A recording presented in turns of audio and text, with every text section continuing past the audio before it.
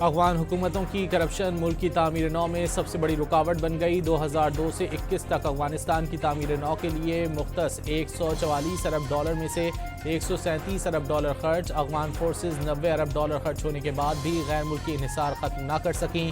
20 سالہ جنگ کے بعد افغانستان کی تعمیر نو پر امریکی رپورٹ جاری۔ سقوط کابل کے بعد سے 4 برسوں میں امریکہ کی جانب سے طالبان رجیم کو 3 ارب 83 کروڑ ارب ڈالر دیے گئے۔ صرف مارچ 2025 کی سہ ماہی میں طالبان کو 120 ملین ڈالر ملے۔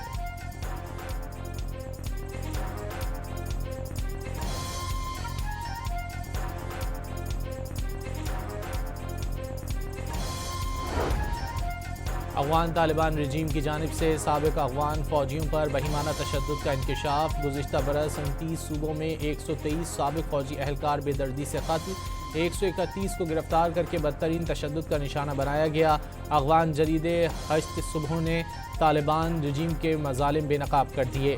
رپورٹ کے مطابق طالبان نے اہل خانہ کو میڈیا سے بات کرنے پر سنگین نتائج کی دھمکیاں بھی دیں۔ نائب وزیر اعظم اسحاق ڈار کی بیجنگ میں چینی ہم منصب سے ملاقات۔ پاک چین اسٹریٹجک شراکت داری مزید مضبوط بنانے کے عزم کا اعادہ۔ ڈنگ شوئے شیانگ نے چین کے بنیادی مفادات پر پاکستان کی مستقل حمایت کو سراہا۔ نائب وزیر اعظم کا بنگلہ دیش کے مشیر خارجہ سے ٹیلی فونک رابطہ۔ پاکستان اور بنگلہ دیش کا علاقائی حالات کے تناظر میں رابطے برقرار رکھنے پر اتفاق۔ ملائیشین وزیر خارجہ سے بھی گفتگو۔ دو طرفہ تعلقات اور تعاون کے فروغ پر تبادلہ خیال۔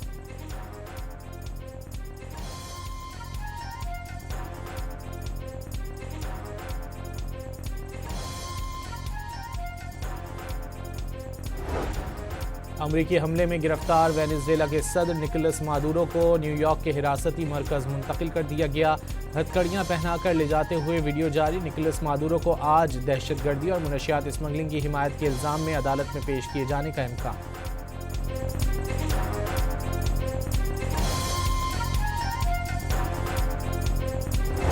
Maduro and his wife will soon face the full might of American justice and stand trial on American soil.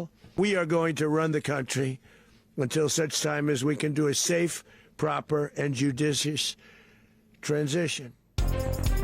صدر ٹرمپ نے وینزویلا میں کارروائی امریکی تاریخ کے کامیاب آپریشنز میں سے ایک قرار دے دی۔ امریکی تیل کمپنیاں وینزویلا جائیں گی۔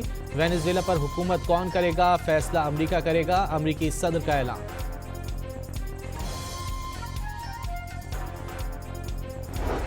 وینزویلا کی نائب صدر ڈیلسی روڈریگز نے صدارتی ذمہ داریاں سنبھال لیں۔ امریکی حملے کا جواب دینے کے لیے خصوصی دفاعی کونسل کا اجلاس بھی طلب کر لیا۔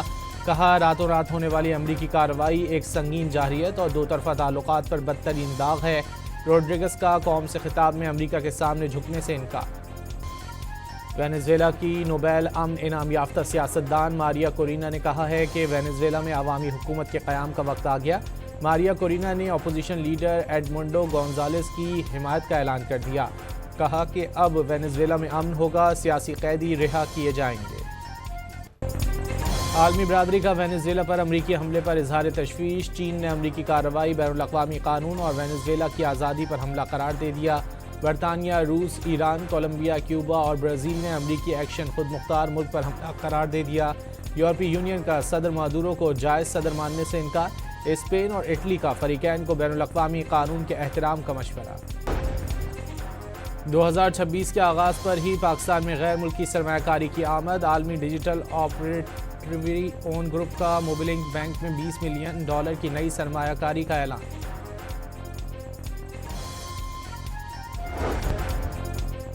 آئی ایم ایف کی جانب سے گورننس خامیوں کی نشاندہی کے بعد وزیر اعظم نے کمیٹی تشکیل دے دی۔ وزیر خزانہ محمد اورنگزیب 15 رکنی کمیٹی کے چیئرمین مقرر۔ ذرائع کے مطابق کمیٹی سہ ماہی بنیادوں پر وزیر اعظم کو رپورٹ پیش کرے گی۔ وزارت خزانہ کمیٹی کے لیے سیکریٹریل سپورٹ فراہم کرے گی۔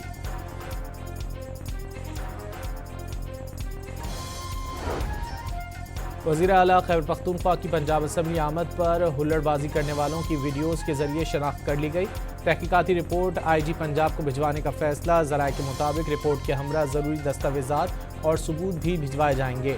ہنگامہ آرائی میں ملوث افراد کے خلاف قانونی کارروائی کی سفارش کی جائے گی۔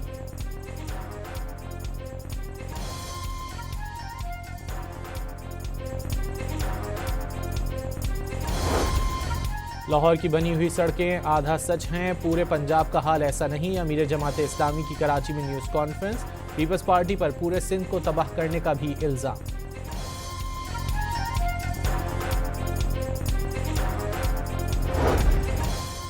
وفاقی وزیر داخلہ محسن نقوی کا ایف آئی اے کراچی زون کا دورہ، خصوصی اجلاس، ایف آئی اے کی کارکردگی کا جائزہ لیا، منی لانڈرنگ اور ملوث مافیا کے خلاف بھرپور کریک ڈاؤن کا حکم، بڑے منی لانڈررز پر مضبوط ہاتھ ڈالا جائے، ملوث عناصر کی پوری منی ٹریل کو بے نقاب کیا جائے، حوالہ اور ہنڈی کا کاروبار کسی صورت برداشت نہیں، بلا امتیاز ایکشن نظر آنا چاہیے، محسن نقوی کی ہدایت۔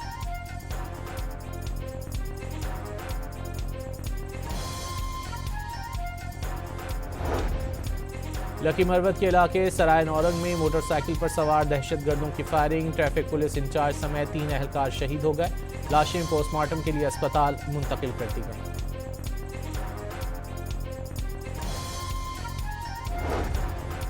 کراچی میں مائع کلاچی روڈ پر مین ہول سے ملنے والے 4 مقتولین کے قاتل کو پولیس نے گرفتار کر لیا۔ پولیس کے مطابق ملزم مسرور حسین نے خاتون انیلا اور 3 بچوں کو قتل کیا۔ ملزم مسرور حسین نے تفتیش کے دوران قتل کا اعتراف کر لیا۔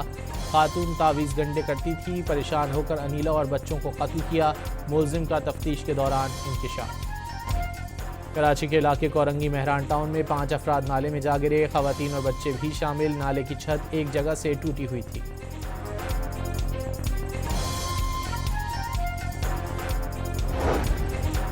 شب قدر میں کمرے کی خستہ حال چھت گر گئی، ملبے تلے دب کر 6 افراد جاں بحق اور 5 زخمی ہو گئے۔ متاثرہ گھر میں آج شادی کی تقریب تھی۔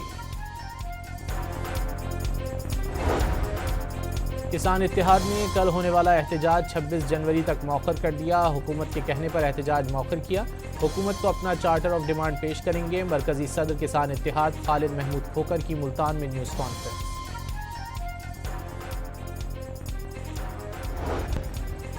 اسلام آباد کے سستے بازار بھی سستے نہ رہے، ٹماٹر 15 روپے، لہسن 24 روپے، جبکہ چقندر کی قیمت میں 20 روپے کا اضافہ۔ پشاور میں مرغی کا گوشت 860 روپے فی کلو تک جا پہنچا۔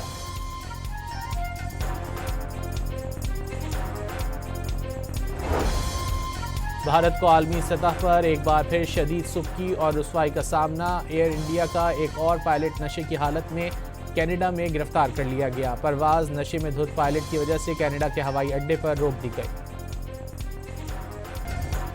بنگلہ دیشی کرکٹر مستفیض الرحمان کو آئی پی ایل کی فرنچائز کولکتہ نائٹ رائڈرز سے ریلیز کرنے کے واقعے پر بھارت اور بنگلہ دیش میں کشیدگی بڑھ گئی۔ بنگلہ دیش کرکٹ بورڈ کا آئی سی سی سے T20 ورلڈ کپ کے میچز بھارت سے منتقلی کا مطالبہ کرنے کا فیصلہ، B C B mega event کے اپنے میچز بھارت سے سری لنکا منتقل کرنے کا کہے گا۔ سی ویو پر کراچی میراتھن ریس کا انعقاد، 25 ممالک کے 7000 سے زائد افراد کی شرکت، 42، 21، 10 اور 5 کلومیٹر پر مشتمل 4 کیٹیگریز میں خواتین اور بچوں سمیت بڑی تعداد میں ریسرز شریک۔ 42 کلومیٹر کی ریس میں اسرار خٹک نے میدان مار لیا، ویمنز فل میراتھن سارا لودھی کے نام رہی۔